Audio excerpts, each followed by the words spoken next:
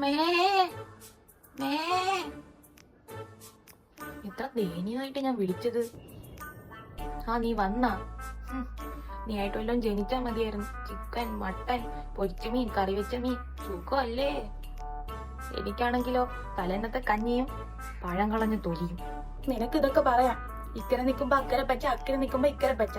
ആരുടെ പറഞ്ഞു കൊടുത്താ ഞാൻ വെജിറ്റേറിയൻ ആണെന്ന്? ഒന്നുമില്ലേ, സമയം ഭക്ഷണം പാത്രത്തിൽ കൊണ്ട് വെച്ചിരുന്നില്ലേ? എനിക്ക് വല്ലതും വേണമെന്നുണ്ടെങ്കിൽ അവളെ ഫ്രണ്ടിൽ പോയിന്ന് വാലാട്ടണം. പോരാത്തതിനോ 10 മിനിറ്റ് കരയും ചെയ്യണം.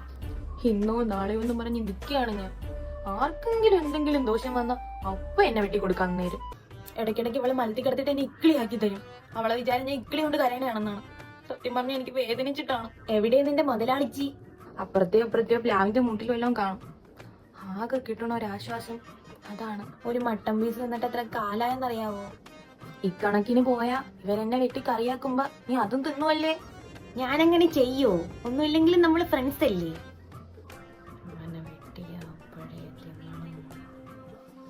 ഇന്നലെ കറിയാക്കിയില്ലേ? അത് നമ്മളോട് നടന്ന സുഗുണം കോഴിയായിരുന്നു. അകാലത്തിൽ പൊലിഞ്ഞു പോയ നമ്മുടെ സുഗുണന് വേണ്ടി നമുക്കൊരു നിമിഷം കണ്ണടയ്ക്കാം.